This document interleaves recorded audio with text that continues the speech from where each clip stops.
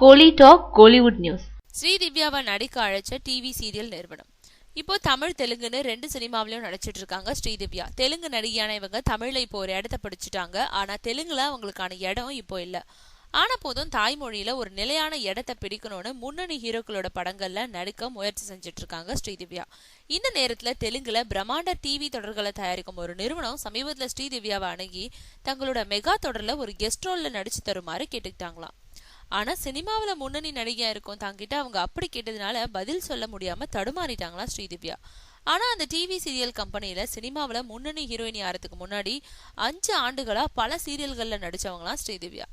அந்த நட்பு அடிப்படையில தான் அவங்க கிட்ட கேட்டாங்களாம். ஆன போதும் இப்போ அப்படி நடிச்சா தன்னோட சினிமா மார்க்கெட் பாதிக்கும்னு மறுத்துட்ட ஸ்ரீதிவ்யா இப்போ முடியாது, இன்னும் ஒரு 5 வருஷம் கழிச்சு இதுக்கான பதில சொல்றேன்னு சொல்லிட்டாங்களாம்.